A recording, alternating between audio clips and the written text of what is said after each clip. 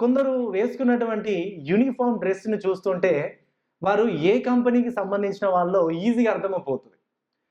ఒక యూనిఫామ్ వేసుకున్నారనుకోండి, ఓహ్! మీరు ఈ కంపెనీలో పనిచేస్తున్నారా అని అంటారు. అంటే యూనిఫామ్ అనేది వారు ఏ కంపెనీలో పనిచేస్తున్నారో అనేటువంటి విషయాల గురించి తెలియజేస్తుంది. అదేవిధంగా ఒక సైనికుడిని చూసినప్పుడు అతనికి ఉన్నటువంటి యూనిఫామ్‌ను చూడడాన్ని బట్టి అతనికి ఉన్నటువంటి బాధ్యత మనకు గుర్తు చేస్తుంది. అమ్మో! ఈయన సైనికుడు దేశాన్ని కాపాడతాడని. అదేవిధంగా ఒక డాక్టరు ఒక తెల్లని కోటు వేసుకొని మెడలో స్టెతస్కోప్ వేసుకున్నాడు అనుకోండి, ఆయన డాక్టర్, ఆయన వైద్యం చేస్తాడు అనే విషయాన్ని గురించి తెలియజేస్తుంది. ఒక న్యాయమూర్తి కూడా ఆ యొక్క కోర్టు డ్రెస్ వేసుకున్నప్పుడు ఈయన జడ్జి అయి ఉంటాడు, ఆయన న్యాయం తీరుస్తాడు అనే విషయాన్ని గురించి తెలియజేస్తుంది కదా. అంటే సాధారణంగా యూనిఫామ్ అంటే డ్రెస్ వారి యొక్క వేషధారణ అనేది ఏం చేస్తుందంటే, వాళ్ళు ఏ వస్త్రధారణ అనేది ఏం చేస్తుందంటే వారు ఎలాంటి వారు అనే విషయాన్ని గురించి తెలియజేస్తుంటది కదా. సో మరి ఈ రోజు చూడబోయేటువంటి ఈ యొక్క నిర్గమకాండము 28వ అధ్యాయంలో మనం చూసినట్లయితే యాజకుని యొక్క వస్త్రాలను గురించి మనం చూడబోతున్నాం. బహుశా మీరు అనుకోవచ్చు, ఈ యొక్క వస్త్రాల గురించి ఎందుకు మనం ధ్యానం చేయాలి, ఈ వస్త్రాల్లో ఉన్నటువంటి ప్రాముఖ్యమైన విషయం ఏంటి అని బహుశా మీరు అనుకోవచ్చు. ప్రియులారా, బైబిల్లో ఏ ఒక్కటి కూడా మన జీవితానికి అనవసరమైనది ఏది కూడా రాయబడలేదండి. ప్రతిది కూడా అవసరమైనదే మన జీవితానికి. 2 తిమోతి 3వ అధ్యాయం 16వ వచనంలో మనం చూసినట్లయితే ప్రతి లేఖనము కూడా దైవావేశం వల్ల రాయబడ్డది. ప్రతి లేఖనం కూడా ఎందుకు ఉపయోగపడుతుందంటే మనకు నీతి యందు శిక్ష చేయుటకు ప్రయోజనకరమై ఉన్నవి అనే విషయాన్ని మనం చూస్తుంటాం. అంటే ఈ యొక్క నిర్గమకాండము 28వ అధ్యాయంలో ఉన్నటువంటి యాజకుని యొక్క వస్త్రములు కూడా మనలను నీతి యందు శిక్ష చేయడానికి కూడా ఉపయోగపడతాయి. బైబిల్లో ఉన్నటువంటి ప్రతి వచనము మనము నీతిలో అంటే మన పరిశుద్ధతలో ఎదగడానికి, క్రీస్తు వైపు చూడడానికి మనల్ని ప్రేరేపిస్తుంది. అందుకని ఈరోజు ఈ యొక్క వాక్యాన్ని ధ్యానించడం కూడా మనకు చాలా ప్రాముఖ్యమండి. అయితే ఈ యొక్క నిర్గమకాండం 28వ అధ్యాయంలో మనం చూసినట్లయితే దేవుడు అహరోనుకు ఇచ్చినటువంటి వస్త్రాన్ని, వస్త్రంలో ఉన్నటువంటి ప్రతి ఒక్క చిన్న దాన్ని కూడా దేవుడు ఒక ప్రత్యేకమైన ఉద్దేశంతో ఆయన ఉద్దేశించాడండి. దాంట్లో వాడబడినటువంటి బంగారం కానీ, నీలి దారాలు కానీ, రత్నాలు కానీ, ఇంకా ఏవైనా సరే పలకలు కానీ, అవన్నిటి కూడా అవి జస్ట్ కేవలం ఒక అలంకారాలు మాత్రమే కాదు, ఈ అలంకారాల వెనుక ఒక అర్థం కూడా దేవుడు ఉంచాడు. ప్రియులారా, మనం చూసినట్లయితే ఇశ్రాయేలు ప్రజలను ఈ యొక్క దేవుని సన్నిధిలోనికి అంటే వారికి మధ్యవర్తిగా ఉండేది ఎవరంటే ఈ యొక్క యాజకులు. అంటే ఈ యొక్క యాజకుల యొక్క బాధ్యతల గురించి కూడా ఈ యొక్క వస్త్రం అనేది మనకు తెలియజేస్తుంది. ప్రియులారా, ఈ యొక్క అధ్యాయం యొక్క ప్రాముఖ్యమైనటువంటి ఒక ప్రశ్న అడుగుతుంది మనకు. ఈ యొక్క అధ్యాయం చదువుతున్నప్పుడు ఒక ప్రాముఖ్యమైన ప్రశ్న మనకు వస్తుంది. ఏంటంటే, పరిశుద్ధుడైనటువంటి దేవుని యొక్క సన్నిధిలో పాపాత్ముడైన మనిషి ఏ విధంగా నిలబడగలడు అనేటువంటి ప్రశ్న మనకు వస్తుంది. దానికి సమాధానంగా ఆ దేవాతి దేవుడే తన మహిమ వస్త్రములను ఆయన ధరింపజేయడం ద్వారా నిలబడగలుగుతాడు అనేటువంటి సమాధానాన్ని ఈ యొక్క వాక్య భాగంలో మనం చూడబోతున్నాం.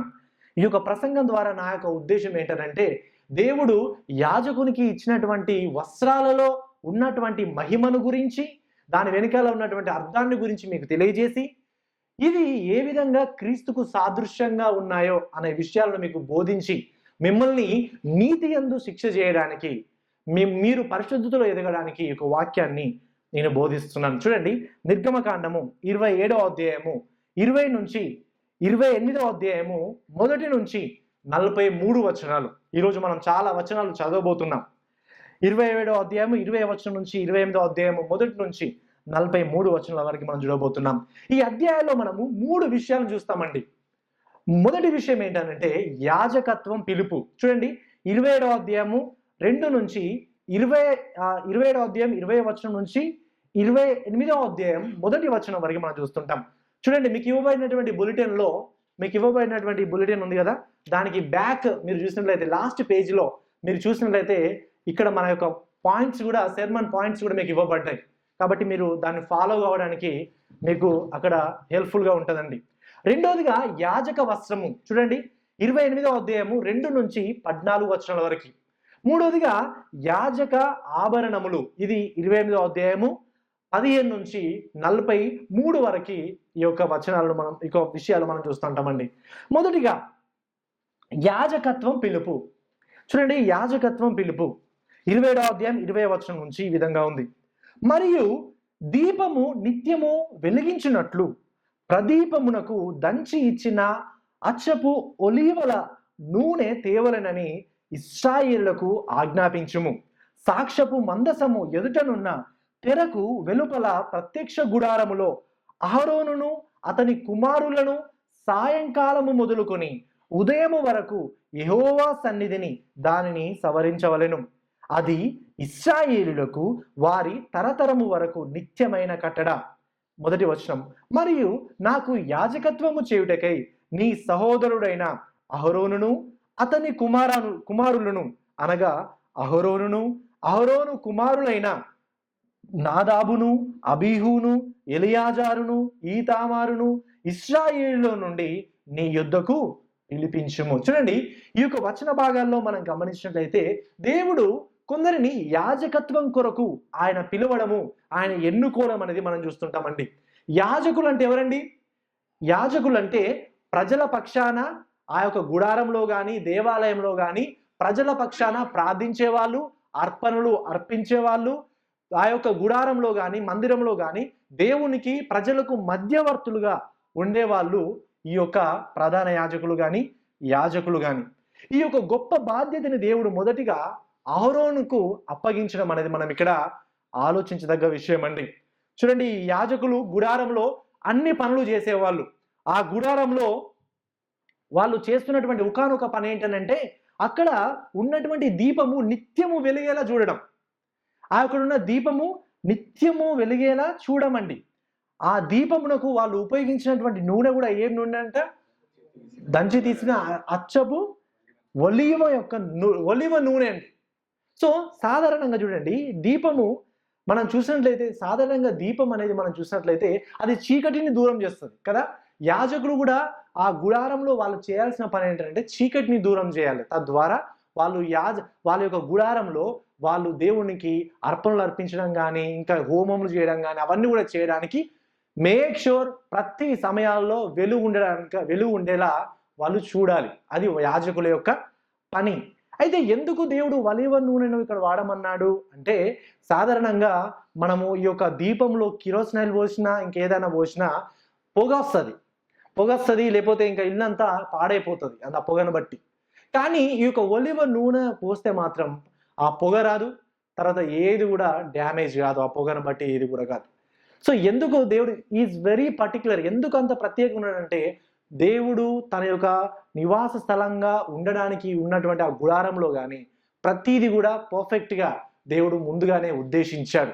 అక్కడ ఈ పొగ ద్వారా ఎవరు డిస్టర్బ్ కావద్దు, మళ్ళీ ఆ యొక్క దీపం పొగ ద్వారా మళ్ళీ అదంతా కూడా ఏం కూడా ఖరాబు కావద్దు. అక్కడ ఉన్నటువంటి ఆ యొక్క తెరలు కానీ ఏవి కూడా పాడు కాకుండా దేవుడు ముందుగానే ఆయన ఒలివ నూనెను ఆజ్ఞాపించడం అనేది మనం ఇక్కడ చూస్తుంటామండి.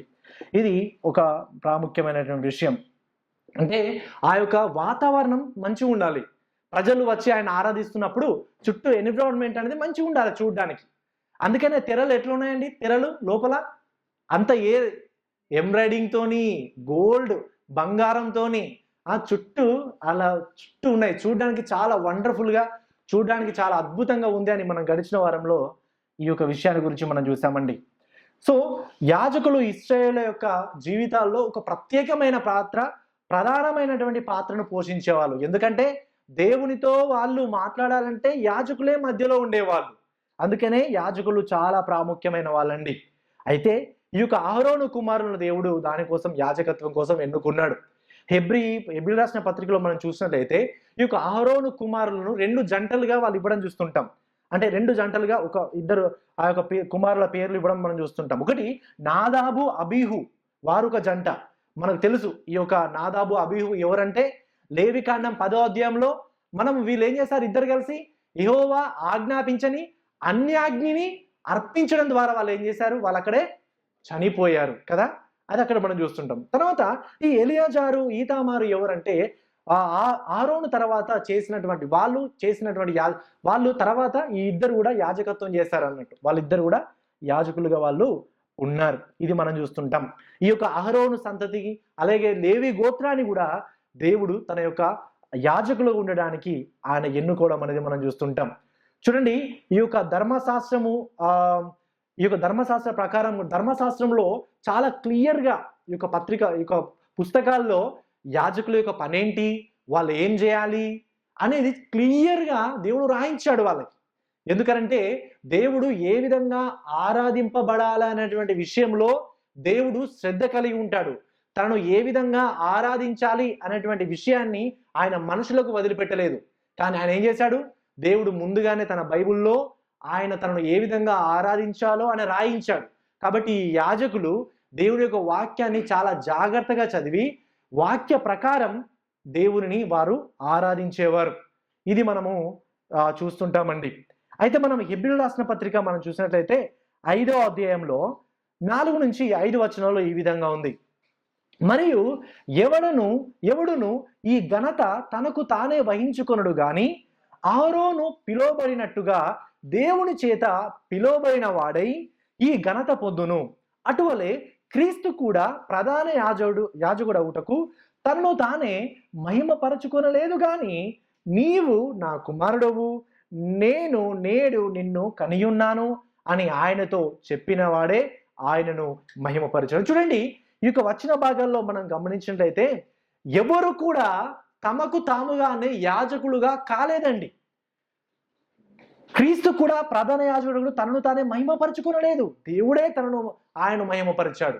ఎవరు కూడా యాజకులుగా ఉండడం అనేది ప్రజల యొక్క పిలుపు కాదు, ప్రజలు డిసైడ్ చేసేది కాదు.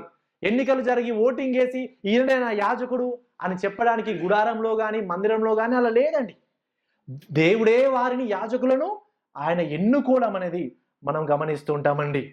సో ఇక్కడ మనము నూతన నిబంధనలో కూడా మనం చూసినట్లయితే ప్రియులారా, 1 పేతురు 2వ అధ్యాయం 9వ వచనంలో మనం చూసినట్లయితే, అయితే మీరు చీకటిలో నుండి ఆశ్చర్యకరమైన తన వెలుగులోనికి మిమ్మల్ని పిలిచిన వాని గుణాతిశయములను ప్రచురము చేయు నిమిత్తము ఏర్పరచబడిన వంశమును ఏమనుందండి, రాజులైన యాజక సమూహమును పరిశుద్ధ జనమును దేవుని సొత్తైన ప్రజలనై ఉన్నారు. ఎవరు?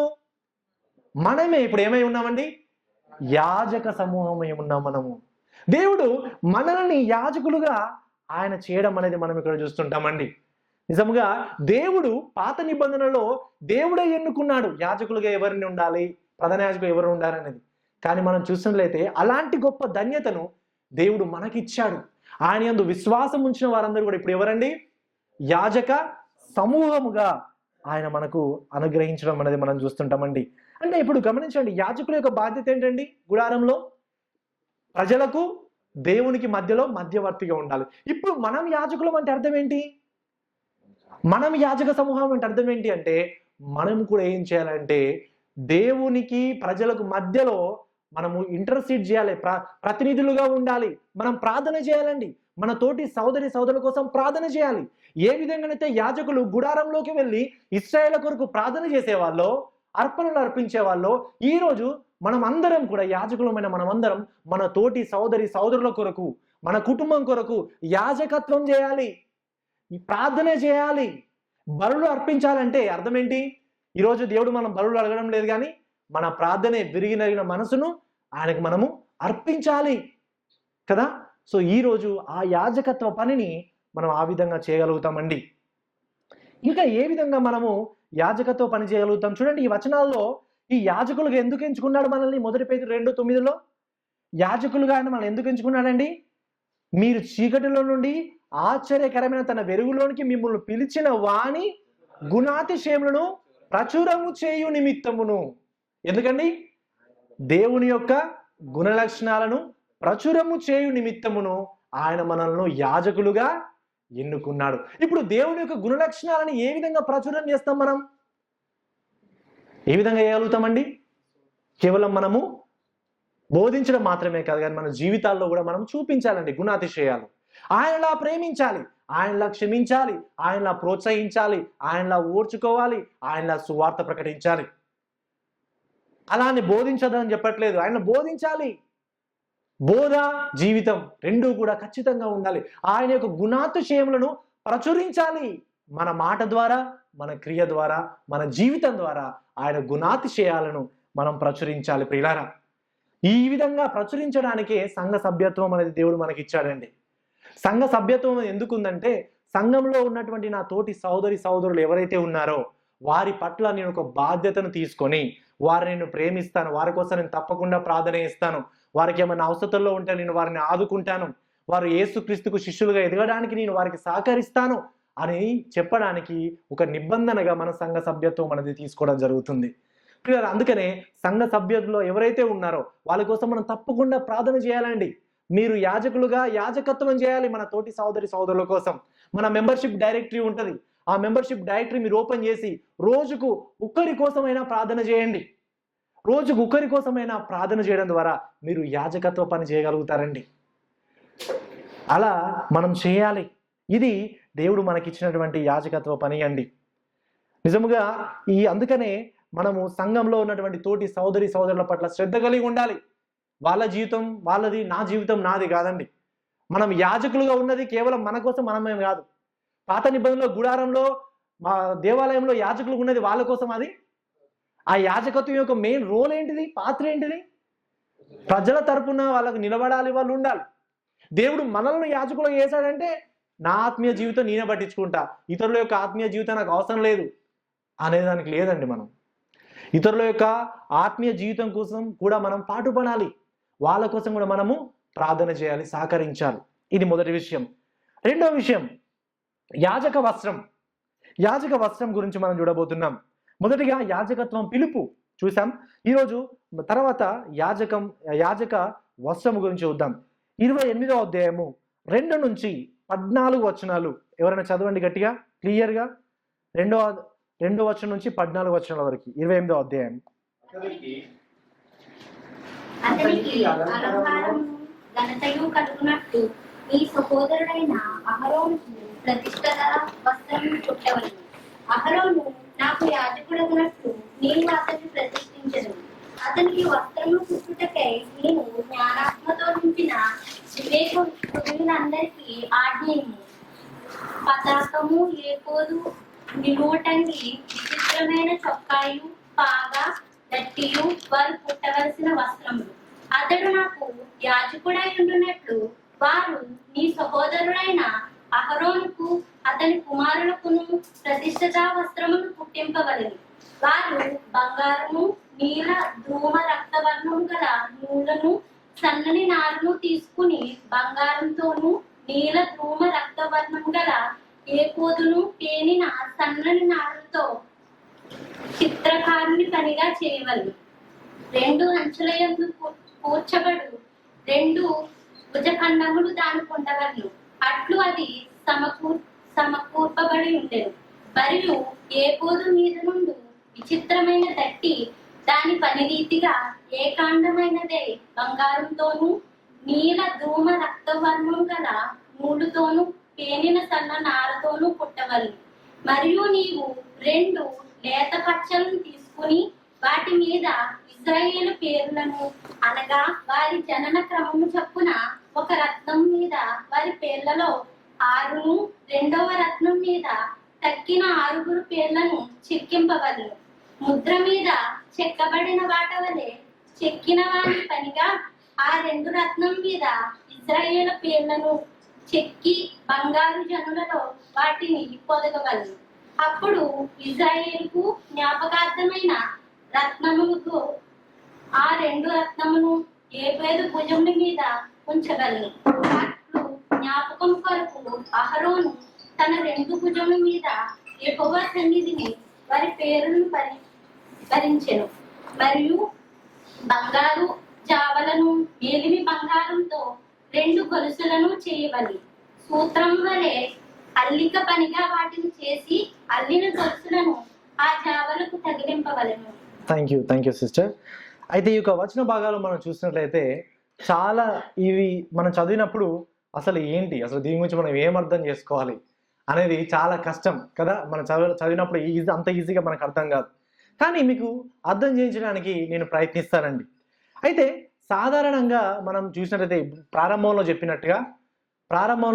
చెప్పినట్టుగా సాధారణంగా వస్త్రాలు అనేవి అంటే వస్త్రధారణ అనేది ఆ వ్యక్తి ఎవరో, ఆ వ్యక్తి యొక్క పని ఏమిటో మనకు తెలియజేస్తుందని చెప్పాను.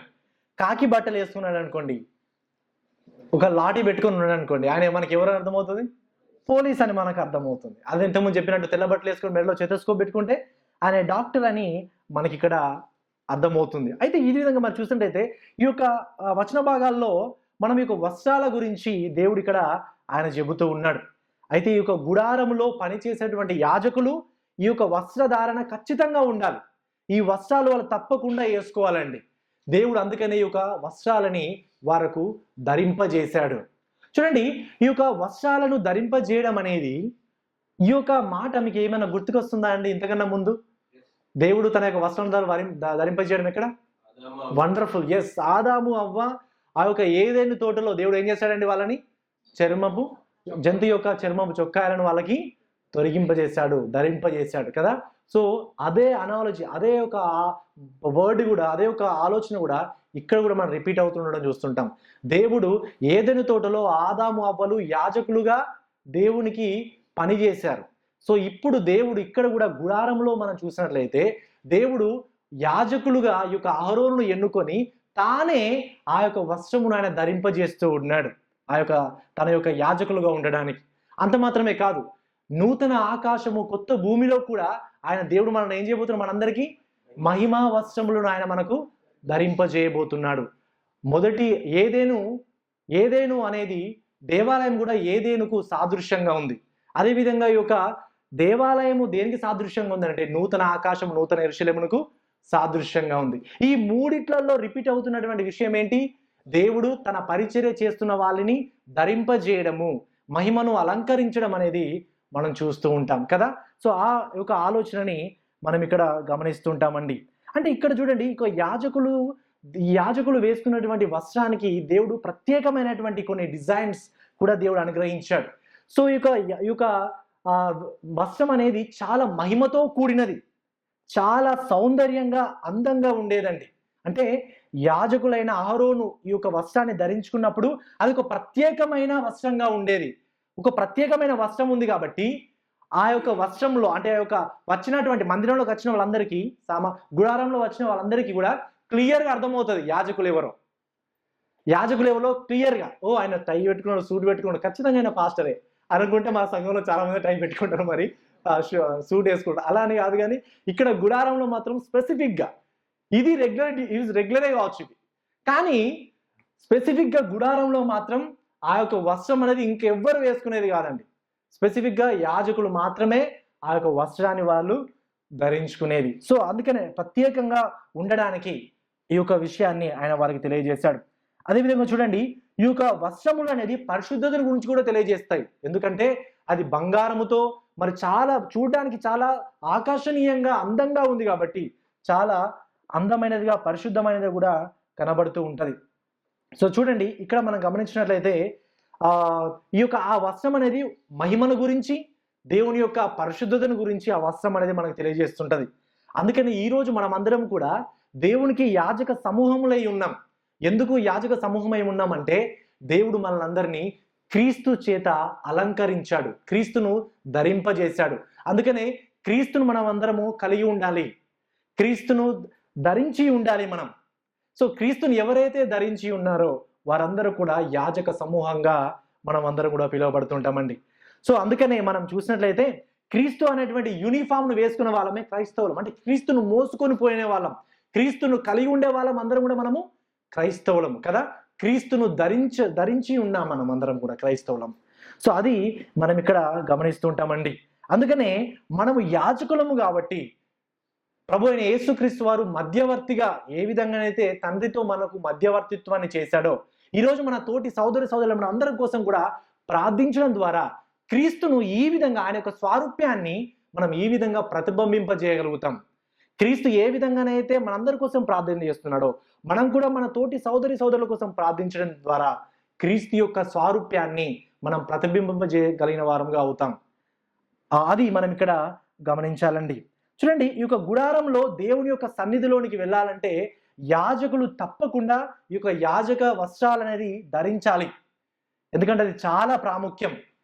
అలా ధరించకుంటే నో ఎంట్రన్స్ ఆ యొక్క గుడారంలోనికి. అదేవిధంగా క్రీస్తును ధరించకుండా ఉంటే ఆ నూతన దేవాలయము, నూతన ఆకాశం, నూతన భూమిలోనికి కూడా క్రీస్తును ధరించకుండా ఉంటే నో ఎంట్రన్స్, అసలు లేదు, మనకు మార్గం లేదు. ఖచ్చితంగా ఆయన మనము ధరించుకోవాలి. ఎఫెసీయులకు రాసిన పత్రిక 5వ అధ్యాయము 25, 26, 27 వచనంలో మనం చూసినట్లయితే ఈ విధంగా ఉంది.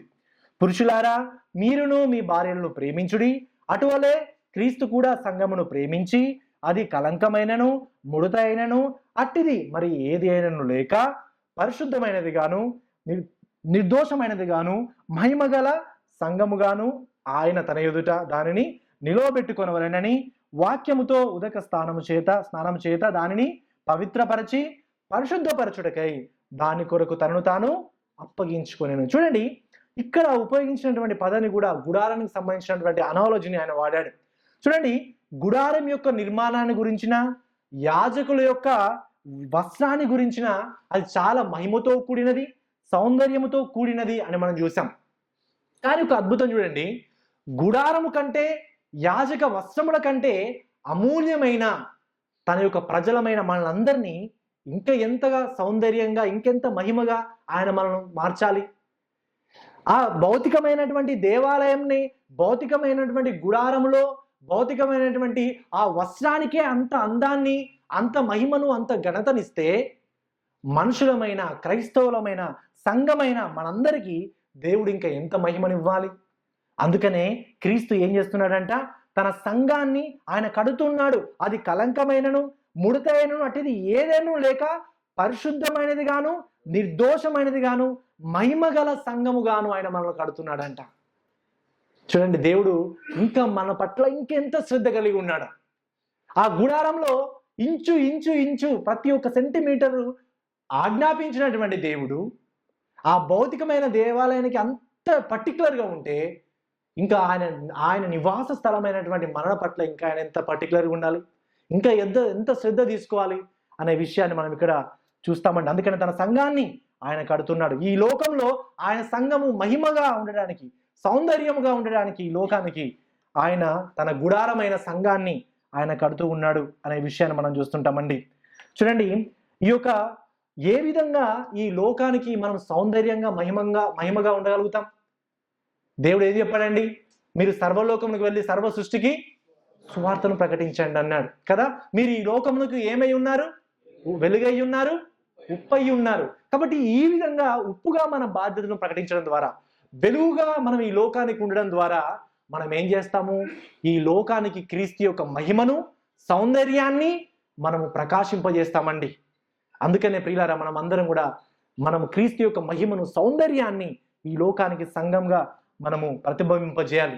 ప్రియులారా, ఎంతమంది మీ యొక్క వర్క్ ప్లేస్లో అంటే అర్థం ఏంటి? క్రీస్తు యొక్క గుణలక్షణాలని ఎంతమంది ప్రభావితం చేస్తున్నారు? మీ యొక్క జీవితాన్ని బట్టి, అన్న ప్రశాంత్ అన్న మంచిగా ప్రేమ కలిగి ఉన్నాడు వ్యక్తి, రమేష్ అన్న కృప చూపిస్తాడు, డేవిడ్ అన్న సాయం చేస్తాడు అని మనందరి గురించి మన ప్రదేశాల్లో, మన వర్క్ ప్లేస్లో చెప్పుకుంటున్నారా? ఒకసారి మనం ఆలోచన చేయాలండి. అంటే మన యొక్క క్రీస్తు యొక్క ప్రేమను, గుణాతిశయములను ప్రకటిస్తున్నామా? లోకానికి ఉప్పుగా, వెలుగుగా ఉంటున్నామా అన్న ఒకసారి మన జీవితాలను మనం ఒకసారి పరిశీలన చేసుకోవాలండి. సంఘం అనేది క్రీస్తు యొక్క మహిమై ఉన్నది. కాబట్టి ఈ లోకానికి క్రీస్తు యొక్క సౌందర్యాన్ని, మహిమను, గొప్పతనాన్ని ఈ లోకానికి మనం చాటి చెప్పాలండి. అందుకనే వ్యక్తిగత ఉద్దేశాలను కానీ, అనురాగ ద్వేషాలను కానీ, ప్రాంతీయ తత్వాలను కానీ, స్థాయి హోదాలను కానీ, రంగు రూపులను కానీ, చిన్న పెద్దలను కానీ, పేరు ప్రఖ్యాతలను కానీ, వీటన్నిటిని పక్కన పెట్టి క్రీస్తు యొక్క మహిమను ప్రతిబింబింపజేసే వాళ్ళుగా, వాక్యంలో క్రీస్తు యొక్క సంఘం ఏ విధంగా ఉండాలని దేవుడు రాయించాడో ఆ విధంగా మనం ఈ లోకానికి ఉప్పుగా, వెలుగుగా ఆయన యొక్క సౌందర్యాన్ని ఈ లోకానికి మనం ప్రకటింపజేయాలి. ఇది రెండవ విషయం అండి. మొదటిగా మనం ఏం చూసామండి? యాజకత్వం యొక్క పిలుపు. రెండవదిగా యాజక వస్త్రము. తర్వాత మూడవదిగా చూడండి, యాజక ఆభరణములు. చూడండి, మీకు ఇచ్చినటువంటి బులెటిన్లో ఈ యొక్క పాయింట్ ఉంది, యాజక ఆభరణములు. చూడండి, ఈ యొక్క విషయాల గురించి నేను చెబుతున్నప్పుడు ఇక్కడ ఒక పిక్చర్ కూడా ఉందండి, ఒక బొమ్మ ఉంది చూడండి. ఆ బొమ్మలో ఈ వచనాలతో సహా నేను రాశాను ఏ వచనం ఏ విషయాన్ని గురించి చెప్తుంది, ఏ విషయము అంటే ఏ వచనము ఏ విషయాన్ని గురించి సూచిస్తుందో నేను ఇక్కడ తెలుగులో కింద రాశాను వచనాలతో. కాబట్టి దాని ఒకసారి మీరు చూడండి. ఈ వాక్యం చదువుతున్నప్పుడు మీకు క్లియర్గా అర్థం కావడానికి అవకాశం ఉంటుందండి. చూడండి, యాజక ఆభరణములు 15వ వచనం చదవండి ఎవరైనా. 15వ వచనం నుంచి 30 వచనాల వరకు ఎవరైనా క్లియర్గా స్పష్టంగా. సిస్టర్ మీరే చదవండి. ఇంతకుముందు మరియు చిత్రకారుని పనిగా న్యాయవిధిని పతాకం చేయవలను. ఏపోదు పని వలె దాన్ని చేయవలను. బంగారంతోనూ నీల ధూమ రక్త వర్ణం గల నూలుతోనూ పేలిన సన్న నారుతోనూ దాన్ని చేయవలను. అది మడవబడి చొచ్చుకొముగా ఉండవలను. అది జేనుడు పొడుపు జేనుడు ఎడల్పు గలదై ఉండవలను. దానిలో 4 పంక్తుల రక్తములు ఉండినట్లు రత్నములు జావలను చేయవలను. మాణిక్య గోమోదక మరకటము గల పంక్తి మొదటిది. పద్మరాగ నీల సూర్యకాంతము గల పంక్తి రెండవది. గగురాత్మము శుంభరాయి ఇంద్రనీలము గల పంక్తి మూడవది. రత్నవర్ణపు రాయి సులోమము రాయి సూర్యకాంతము గల పంక్తి నాలుగవది. వాటిని బంగారు చావలలో పొడగవలను. ఆ రత్నములు ఇశ్రాయేలు పేర్లు గలవై వారి పేర్లు చొప్పున 12 ఉండవలను. ముద్ర మీద చెక్కిన వాటి వలె వారిలో ప్రతి వాని పేరు చొప్పున 12 గోత్రములు పేర్లు ఉండవలను. మరియు ఆ పతాకము అల్లిక పనిగా పేనిన గొలుసులను నేలిమి బంగారంతో చేయవలను. పతాకమును 2 బంగారు ఉంగరములు చేసి ఆ 2 ఉంగరములు పతాకపు 2 కొసల యందు తగిలించి పతాకపు కొసలనున్న 2 ఉంగరములో అల్లబడిన ఆ 2 బంగారు గొలుసులను తగిలింపవలను. అల్లిన ఆ 2 గొలుసులు కొసలను 2 చావలకు తగిలించి ఏపోదు ముట్టన దాన్ని భుజముల మీద కట్టవలను. మరియు నీవు బంగారుతో 2 ఉంగరములు చేసి యోపోదు నున్న పతాకము లోపలి అంచున దాని 2 కొసలకు వాటిని తగిలింపవలను. మరియు నీవు 2 బంగారు ఉంగరములు చేసి ఏపోదు విచిత్రమైన దట్టిపైగా దాన్ని కూర్చునందు దాని ఎదుట పక్కకు దిగువను ఏపోదు 2 భుజ భాగములకు వాటిని తగిలింపవలను. అప్పుడు పతాకము ఏపోదు విచిత్రమైన దట్టికి పైగా ఉండునట్లును అది ఏపోదు నుండి వదలక ఉండునట్లును వారు దాని ఉంగరములకు ఏపోదు ఉంగరములకు నీలి సూత్రముతో పతాకం కట్టవలను. అట్లు అహరోను పరిశుద్ధ స్థలంలోనికి వెళ్ళినప్పుడు అతడు తన రొమ్ము మీద న్యాయవిధిని పతాకములోని ఇశ్రాయేలు పేర్లను నిత్యము యెహోవా సన్నిధిని జ్ఞాపకార్థముగా ధరింపవలెను. మరియు నీవు న్యాయవిధిన పతాకముతో ఊరిమి తుమ్మను అనువాటిని ఉంచవలను. అహరోను యెహోవా సన్నిధికి వెళ్ళినప్పుడు అవి అతని రొమ్మును ఉండినట్లు అహరోను యెహోవా సన్నిధిని తన రొమ్మున ఇశ్రాయేలు న్యాయ విధులను నిత్యము భరించును. Thank you sister. చాలు. అయితే ఇంతవరకు మనము వివిధ ఆభరణాల గురించి ఆ యొక్క వస్త్రంలో వివిధ వస్తువులు అంటే ఏవైతే ఉన్నాయో వాటి గురించి మనం చూసాము. చూడండి, మళ్ళీ ఆ నిలువుటంగి గురించి మనం చూస్తాం. 31 నుంచి 35 ఇంకెవరైనా చదవండి సిస్టర్, మీరు బ్రేక్ తీసుకోండి. 31 నుంచి 35. కేవలము నీలి దారంతో కుట్టవలెను. దాని నడుమ తలదూరుటకు రంధ్రం ఉండవలెను. అది చిన్నపులునట్టు కంట కవచ రంధ్రము వలె దాని రంధ్రం చుట్టూ నేత పని అయిన బోటు ఉండవలెను. దాని అంచుల చుట్టూ నీల ధూమ రక్తవర్ణములు గల దానిమ్మ పండ్లను వాటి నడుమ బంగారు గంటలను నిలువటానికి చుట్టూ తగిలిపోవాలి. ఒక్కొక్క బంగారు గంటయు దానిమ్మ పండును ఆ నిలువటానికి కింది అంచున చుట్టూ ఉండవలెను. సేవ చేయనప్పుడు అహరోను దాన్ని ధరించుకోవలెను. అతడు యెహోవా సన్నిధిని పరిశుద్ధ స్థలంలోని ప్రవేశించినప్పుడు అతడు చావనట్టు దాని పని వినపడవలెను. Thank you brother. అయితే మనం ఇక వచన భాగాల్లో మనం చూసినట్లయితే ఇవన్నీ విషయాల గురించి అవుతున్నప్పుడు అసలు ఏంటి, అసలు దీన్ని ఎట్లా అర్థం చేసుకోవాలి, ఇవి దేని గురించి మాట్లాడుతున్నాయి అనేది చాలా కష్టంగా ఉంటుంది అర్థం చేసుకోవడానికి. కానీ దీంట్లో ఉన్నటువంటి కొన్ని ప్రాముఖ్యమైన విషయాల గురించి నేను మీకు బోధించాలనుకుంటున్నాను. అన్ని డీటెయిల్గా మీకు ఒక్కొక్కటి ఏంటి, ఇదేంటి, అది ఏంటి అని చెప్పకుండా కానీ ప్రతి దాంట్లో ఉన్న ప్రాముఖ్యమైనటువంటి విషయాల గురించి మీకు బోధించాలని అనుకుంటున్నానండి. చూడండి, ఈ యొక్క దేవుని యొక్క సన్నిధి చాలా పరిశుద్ధమైనది. కాబట్టి దేవుని యొక్క సన్నిధిలో ఎవరు కూడా బట్టలు లేకుండా, అంటే జస్ట్ ఏదో కనబడకుండా, ఎవరు జస్ట్ షార్ట్ వేసుకుంటా, నేను నిక్కర్ వేసుకుంటా, టీ షర్ట్ వేసుకొని వెళ్తా అంటే లేదండి. ఆ దేవుని యొక్క స్థలం పరిశుద్ధమైనది కాబట్టి ఖచ్చితంగా యాజకుడు నిలువుటంగి ధరించేవాడు, కంప్లీట్గా నిలువుటంగి ధరించేవాడు. తద్వారా తన యొక్క అవమానమును ఆయన కప్పుకునేవాడు. అంటే కంప్లీట్గా నిలువుటంగి అతనికి ఉండడం అనేది మనం అక్కడ చూస్తుంటామండి. మళ్ళీ చూడండి, కొన్ని వర్డ్స్ ఇక్కడ చూస్తే అతడు చావకుండునట్లు అనే మాట మనం చూస్తుంటాం. ఎందుకు అతడు చచ్చిపోతాడు? ఎందుకనంటే అది చాలా పరిశుద్ధమైన స్థలం. అతడు జాగ్రత్తగా ఉండకపోతే, దేవుడు చెప్పినటువంటి విధానంగా అతడు వెళ్ళకపోతే, చేయకపోతే చనిపోయే ప్రమాదం ఉంటుంది. అందుకనే అతడు పరిశుద్ధుడు, దేవుడు పరిశుద్ధ స్థలం కాబట్టి అక్కడికి యాజకుడు వెళ్ళాలంటే చాలా జాగ్రత్తగా ఉండాలి. అందుకని అతడు చావకుండా ఉండునట్లు దేవుడైతే ఏదైతే ఆజ్ఞాపించాడో పైన చెప్పినవన్నీ అవన్నీ కూడా అతడు తప్పకుండా పాటించాలనే విషయాన్ని చూస్తుంటాం. అంటే యాజకుడు దేవుడు చెప్పిన విధంగా పరిశుద్ధంగా సేవ చేయాలి, లేకపోతే ఆ యొక్క పరిశుద్ధత ముందు యాజకుడు నిలబడలేడు. అహరోను పరిశుద్ధ స్థలంలోనికి వెళ్ళినప్పుడు అతని వస్త్రానికి ఉన్నటువంటి ఆ యొక్క బంగారు గంటలు కూడా పెట్టేవాడు. కింద చూడండి, ఇక్కడ బెల్ట్స్, మీరు బొమ్మ ఈ యొక్క పిక్చర్ మీరు చూసినట్లయితే కింద గోల్డ్ బెల్ట్స్ అని ఉన్నాయి చూడండి. 28వ అధ్యాయం 30 నుంచి 35 వచనాల్లో బెల్ట్స్ అని కింద ఉన్నాయి, ఆ యొక్క నిలువుటంగి దగ్గర కింద కదా. ఆ బెల్ట్స్ కూడా పెట్టేవాళ్ళు.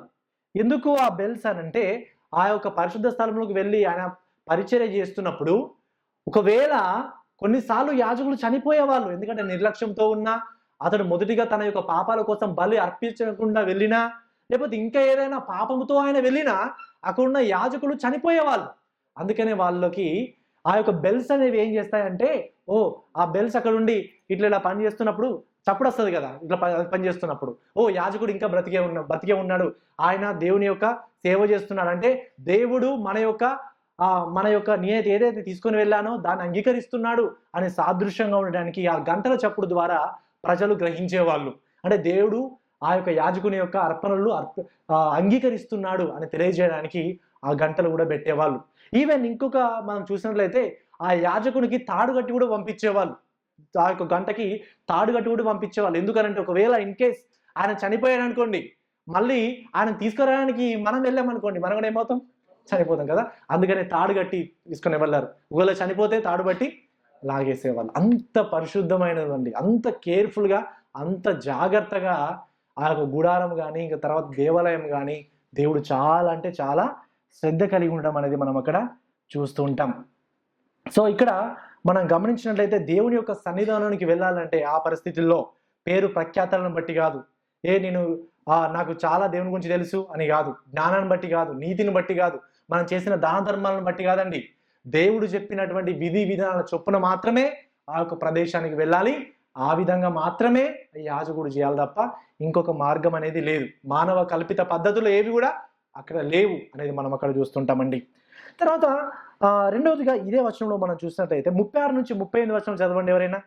36 నుంచి 38 వచనంలో మేలిమి బంగారు రేకు మీద ఉన్నటువంటి ముద్రను గురించి చూస్తుంటాం. 36 నుంచి 38.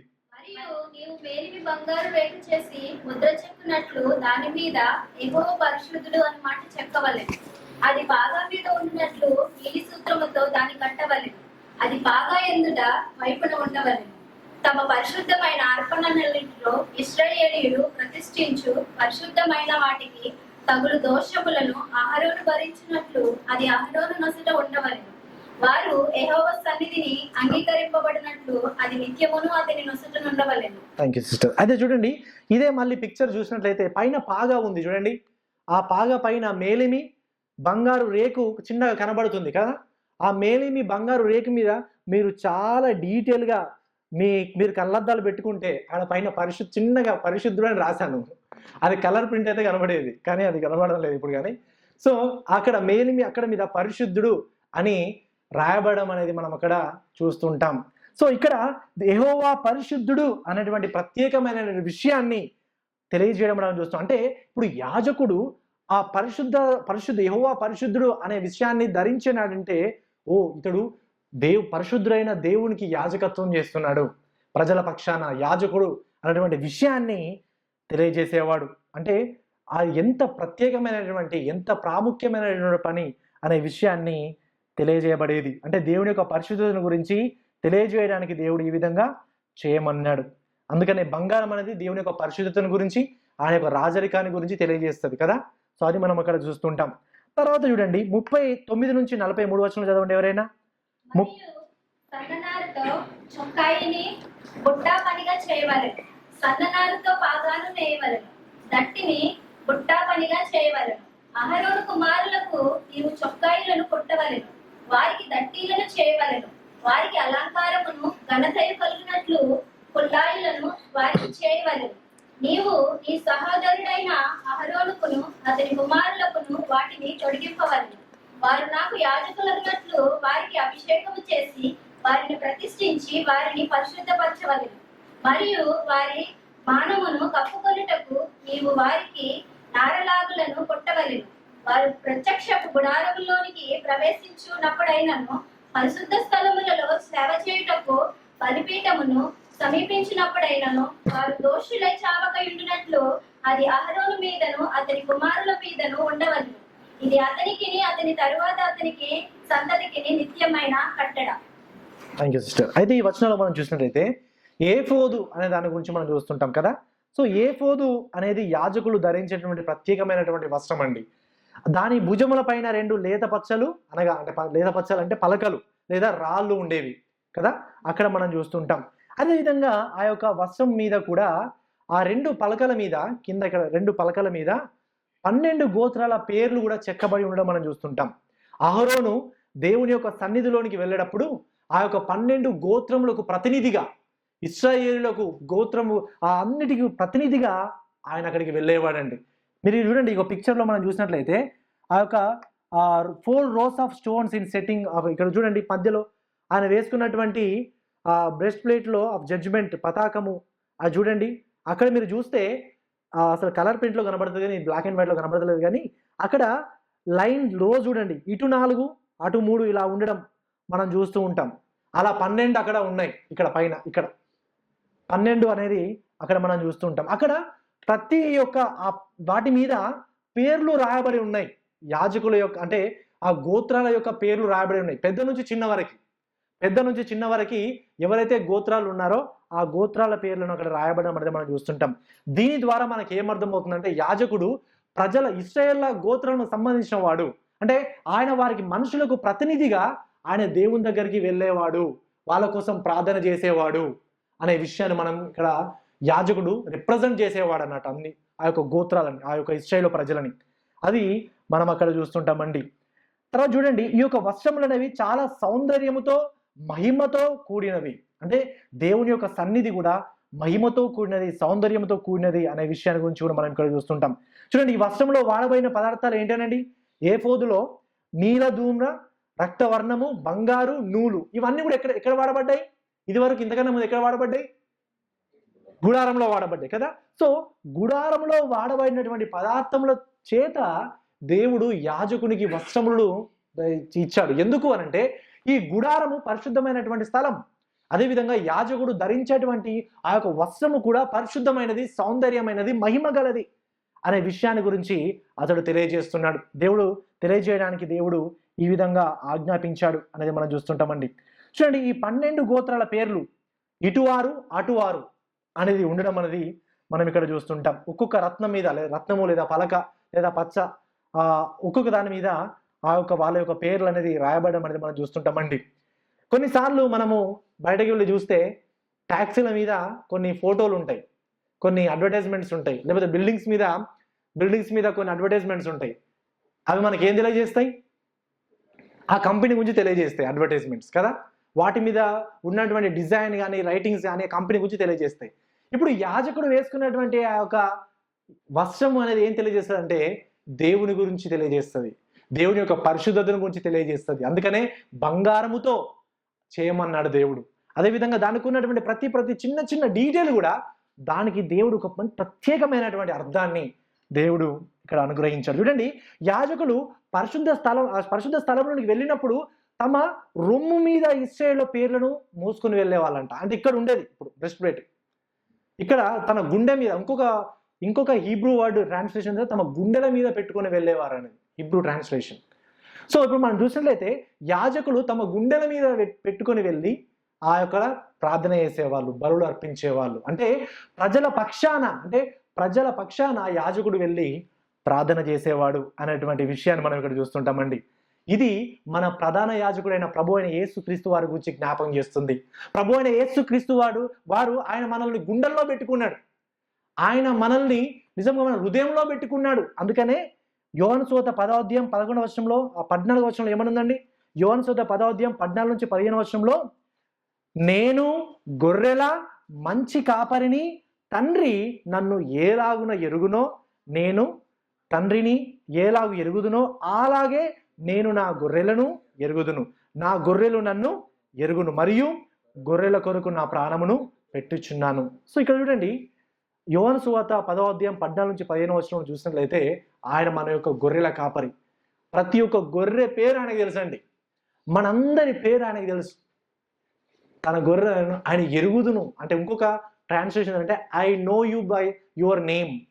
ఇంకొక ట్రాన్స్లేషన్ మనం చూసినట్లయితే ప్రతి ఒక్కరిని ఆయన పేరున తెలిసి ఉన్నాడు. మనందరి పేర్లు ఆయనకు తెలుసు.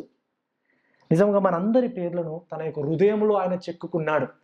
మన హృదయం పైన ఆయన మనం ఏ విధంగా అయితే యాజకుని యొక్క వస్త్రం పైన 12 గోత్రాల పేర్లు ఏ విధంగా అయితే ఉన్నాయో, ప్రభు అయిన యేసుక్రీస్తు యొక్క హృదయం పైన నీ పేరుంది, నా పేరుంది.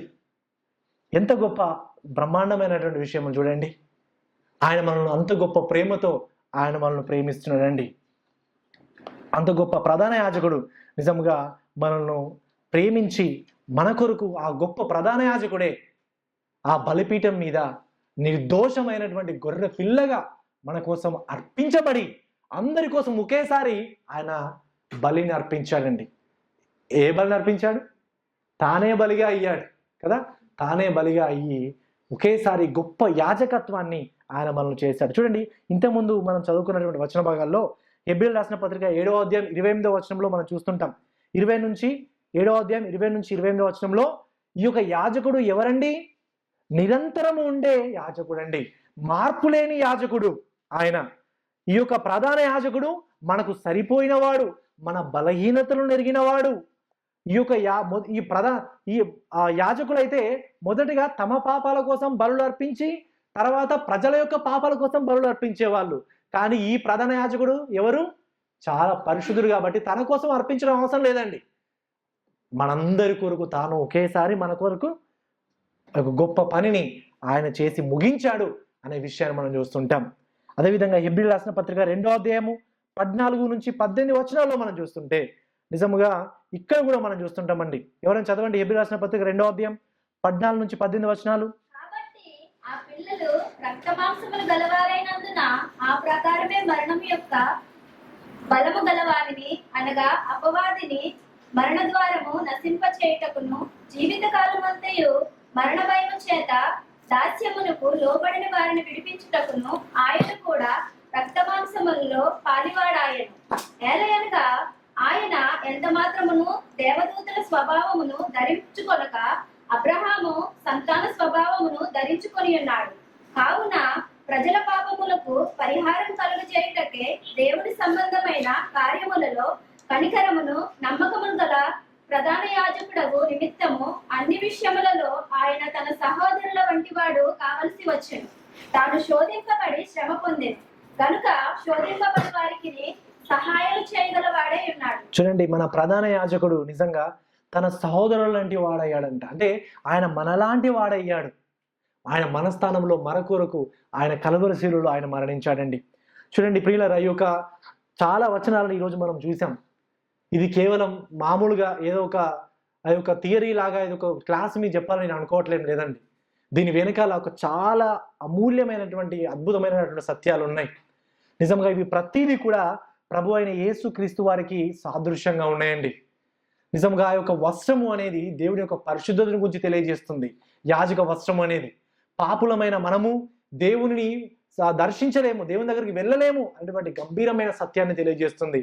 అందుకనే ప్రభు అయిన యేసుక్రీస్తు వారే ప్రధాన యాజకుడై మన కొరకు మన స్థానంలో నిర్దోషమైన గొర్రెపిల్లగా ఆయన మన కొరకు మరణించడం ద్వారా తన యొక్క పరిశుద్ధతని ఆయన మనకు ఆపాదించాడు. అంత మాత్రమే కాదు, ఆయన ప్రధాన యాజకుడై ఉన్నాడు. ఆయన మనల్ని తాను చేసిన కార్యాన్ని బట్టి యాజక సమూహముగా ఆయన మనల్ని చేశాడండి. నిజముగా ఈ యొక్క ప్రధాన యాజకుడు ఆయన మనతో పాటు ఉన్నాడు, ఆయన మనలో ఉన్నాడు. పిల్లరా, మనం ఈ రోజు ఒంటరిమి కాదండి. ఆ ప్రధాన యాజకుడు మనతో పాటు ఉన్నాడు. He's interceding for us. ఆయన మన కొరకు విజ్ఞాపన ప్రార్థన చేస్తున్నాడు తండ్రి దగ్గర. ఆయన మన బలహీనతలు తెలిసిన వాడు. ఆయన మనలోకని వంటి వాడయ్యాడు. పిల్లరా, ఆయన నీ కొరకు నా కొరకు ఆయన ఈరోజు ప్రార్థన చేస్తున్నాడు. మనం పరిశుద్ధతలో ఎదగడానికి, పాపం నుంచి దూరంగా ఉండడానికి క్రీస్తు మనందరి కోసం ఆయన యాజకునిగా ఆయన యాచిస్తున్నాడు, ప్రార్థన చేస్తున్నాడు అనేటువంటి విషయాన్ని మనం ఇక్కడ గమనిస్తుంటామండి. పిల్లరా, గమనించండి, ఇక్కడ ఒక అమూల్యమైనటువంటి సత్యం ఉంది. నిజముగా ఆ ప్రధాన యాజకుడే నిర్దోషమైన గొర్రె పిల్లగా మనందరి పాపాల కోసం మరణించాడు. నిజముగా ఎందుకు అలా చేశాడంటే, తానుండే పరిశుద్ధ స్థలంలో, అంటే నూతన ఆకాశంలో, నూతన యెరూషలేములో మనం ఉండాలని ప్రభు అయిన యేసుక్రీస్తు వారంత గొప్ప త్యాగాన్ని చేశారు. ప్రియులారా, ఎవరైతే నేను పాపిని అని గ్రహించి మీ పాపాలు ఒప్పుకొని ప్రభును వెంబడిస్తారో వారందరూ ప్రభు ఉండే పరిశుద్ధమైనటువంటి స్థలంలో మీరు ఉండబోతున్నారు. కానీ ఇంకా ఎవరైనా మన మధ్యలో పాపాలు ఒప్పుకోకుండా పాపాలకి బానిసలు ఎవరైతే బతుకుతున్నారో, దయచేసి ప్రియులారా, మీకు కోసం నిత్య నరకం వెయిట్ చేస్తూ ఉంది. దయచేసి మీరు ఆ నిత్య నరకం నుంచి తప్పించబడాలంటే, ఆ పరిశుద్ధ స్థలంలో మీరు ఉండాలంటే, ఈరోజు మీరు పాపులని గ్రహించి పశ్చాత్తాపపడి ప్రభు దగ్గరికి వచ్చి ప్రభుని మీరు వెంబడించండి. అప్పుడు మన దేవుడు చాలా నమ్మకమైన వాడండి, ప్రేమ గలవాడు, క్షమించే దేవుడు, కరుణ చూపించే దేవుడు. కాబట్టి ఆయన తప్పకుండా ఆయన మీ పాపాలను క్షమిస్తాడు. నీ పాపాలను క్షమించి తన కుమారునిగా స్వీకరించడానికి ఆయన సిద్ధంగా ఉన్నాడు. దయచేసి ఈ యొక్క సమయం 2 నిమిషాలు మౌనంగా ఉండి మన జీవితాలు మనం పరిశీలన చేసుకుందాం. మన జీవితాలు మనం పరిశీలన చేసుకొని నిజంగా ప్రధాన యాజకుడు చేసినటువంటి గొప్ప కార్యాన్ని బట్టి ఆయన మనం స్తుతిస్తూ మరి ఆయన ముందు మన పాపాలు మనం ఒప్పుకుందాం. నిజముగా యాజక సమూహముగా మనం ఉన్నాం కాబట్టి మన తోటి సోదరుల కొరకు ప్రార్థన చేయాలి అనేటువంటి బాధ్యతను గురించి మనం జ్ఞాపకం చేసుకుందాం. ప్రియులారా, ఎవరు కూడా నిర్లక్ష్యంగా ఉండకూడదు. 2 నిమిషాలు మౌనంగా ఉండి అందరం కూడా మన జీవితాలు మన పరిశీలన చేసుకొని వాక్యపు వెలుగులో మనం ఒక్కసారి మనం పరిశీలన చేసుకుందాం, సరి చేసుకుందాం. ఇంకను ఎవరైనా పాపంలోనే ఉంటే దయచేసి మీ పాపం ఈరోజు మీరు ఒప్పుకోండి. క్రీస్తు నీ పాపాలు క్షమించడానికి సిద్ధంగా ఉన్నాడు. దయచేసి ఈ యొక్క విషయాన్ని మీరు గ్రహించండి.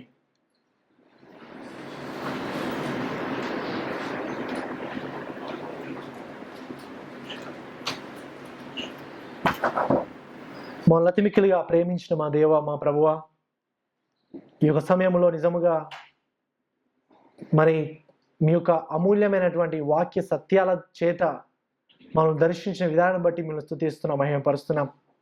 వాక్యంలో రాయబడినది ఏది కూడా అర్థం లేకుండా లేదా మా జీవితాలకు ప్రయోజనకరం కాకుండా ఏది కూడా లేదు. ప్రతిదీ కూడా ప్రయోజనకరమై ఉంది. కాబట్టి ఈ యొక్క యాజక వస్త్రాల గురించి మేము ధ్యానించినప్పుడు మీ యొక్క పరిశుద్ధతను గురించి, అదేవిధంగా యాజకులుగా మీరు మాకు ఇచ్చినటువంటి బాధ్యతను గురించి మీరు మాకు జ్ఞాపకం చేసిన విధానం బట్టి వందనాలు. యాజకులుగా ఈ లోకంలో మరి సరి అయినటువంటి యాజకత్వాన్ని చేయడానికి మీ కృపను అనుగ్రహించండి. మీకు ప్రతినిధులుగా ఈ లోకంలో ఉప్పుగా వెలుగుగా ఉండడానికి మీ కృపను దయచేయమని ప్రార్థన చేస్తున్నాం. ఈ లోకానికి మీ మహిమను ప్రతిబింబింపజేసేవారుగా ఉండడానికి మీ కృపను దయచేయమని ప్రార్థన చేస్తూ ఈ వాక్యాన్ని ఈ వారం అంతటిలో మీరు జ్ఞాపం చేసుకుంటూ ఆ విధంగా బ్రతకడానికి మీ కృపను అనుగ్రహించమని ప్రార్థన చేస్తూ మమ్మల్ని మీకు బలమైన హస్తాలు అప్పచెప్పుకుంటూ యేసుక్రీస్తు నామంలో ప్రార్థిస్తున్నాం మా తండ్రి. ఆమేన్.